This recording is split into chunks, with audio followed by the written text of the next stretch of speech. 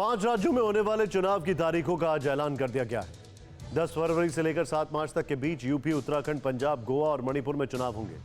चुनाव की तारीखों का ऐलान करने आए चुनाव आयुक्त ने एक ऐसी लकीर खींच दी जो छोटी छोटी पार्टियों के लिए मुश्किलें खड़ी कर सकती है।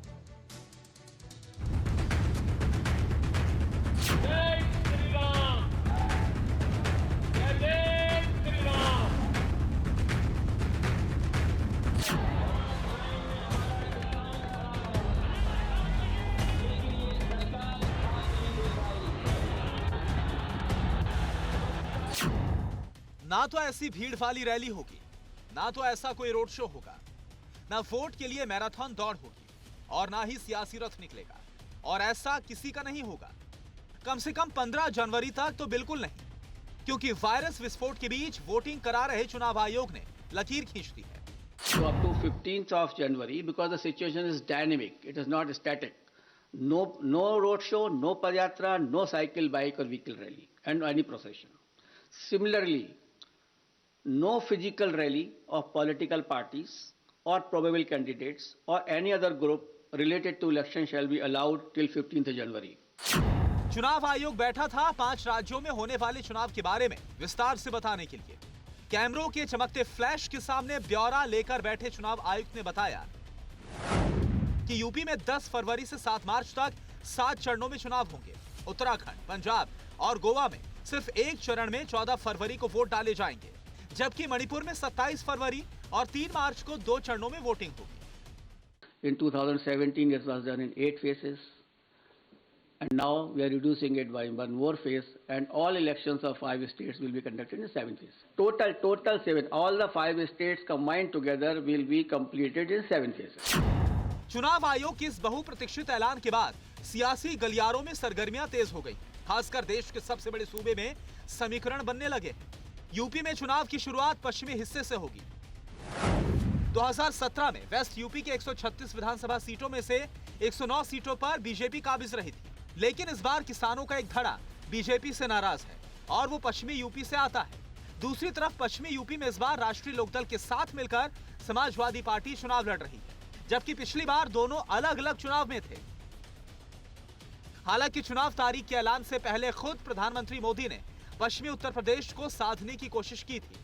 खुद अमित शाह इस हिस्से का हिसाब किताब लगा रहे हैं, लिहाजा बीजेपी को फिर से जबरदस्त जीत के साथ सत्ता में वापसी का विश्वास है। उत्तर प्रदेश विधानसभा चुनाव के परिणाम आएंगे तो भारतीय जनता पार्टी प्रचंड बहुमत के साथ जनता जनार्दन का आशीर्वाद प्राप्त करने में सफल होगी। हालांकि किसानों की नाराजगी और जयंत के साथ मिलने से अखिलेश का हौसला बुलंद है। ऊपर से उन्होंने मुफ्त बिजली के बाद अब छात्रों को फिर से लैपटॉप देने का वादा दोहराया है। अखिलेश यादव आश्वस्त हैं कि 10 मार्च को साइकिल 5 कालिदास मार्ग पर ही जाकर रुकेगी। कैसी सरकार जिसने किसानों को धोखा दिया, नौजवानों से झूठ बोला, रोजगार मांगने आए उन पर लाठी पड़ी, व्यापारी अपमानित हुए, बड़े बड़े सपने दिखाए गए, लेकिन इनका हर वादा जुमला निकला। इन तमाम सवालों के जवाब भारतीय जनता पार्टी को देने पड़ेंगे और जनता पूरी तरीके से तैयार है इस भारतीय जनता पार्टी को हटाने के लिए। इंकलाबी नारा लगा रहे अखिलेश यादव ने कुछ अधिकारियों की फाइल तैयार की है जो चुनाव आयोग को सौंपने वाले हैं, जिन पर बीजेपी को मदद का इल्जाम लगा रहे हैं। बीजेपी कह रही है कि ये विशुद्ध रूप से हार की हताशा है। निश्चित तौर से रैलियां होनी चाहिए, यह उनकी मांग है, हम उसका विरोध नहीं करते हैं, लेकिन नागरिकों की सुरक्षा हमारी प्राथमिकता है। अगर कोरोना की इतनी तीव्र गति है तो भारत निर्वाचन आयोग ने जो भी अभी तो उन्होंने 15 जनवरी तक के लिए कहा है, फिर समीक्षा करेंगे। और दूसरा, अगर इस प्रकार की कोई बात करता है, कोई बहाने खोजता है, कोई कारण बताता है, तो मैं यह मानता हूं कि श्री अखिलेश यादव जी ने चुनाव से पहले अपनी पराजय हार ली। बीजेपी और समाजवादी के बीच इस लड़ाई से इतर दशकों बाद कांग्रेस भी इस बार यूपी में सत्ता में हिस्सेदारी देख रही है। कांग्रेस का दावा है कि बिना हाथ के साथ कोई सत्ता हासिल नहीं कर सकता। कांग्रेस पार्टी का हर कार्यकर्ता और हर नेता 5 राज्यों में इन चुनावों को मजबूती से लड़ेगा और भारतीय जनता पार्टी की सरकारों को 4 राज्यों के अंदर जबरदस्त तरीके से पटकनी देगा और पंजाब में एक बार फिर कांग्रेस का झंडा फिर लहराएगा। यूपी में कांग्रेस की कमान संभालने वाली प्रियंका भी आश्वस्त हैं, लेकिन कांग्रेस के कुछ नेता संदेह में, खासकर 15 जनवरी तक रैलियों पर प्रतिबंध पर उन्हें साजिश नजर आ रही है। Election should be free, fair and it should be, means election commission should act impartially. That is our request.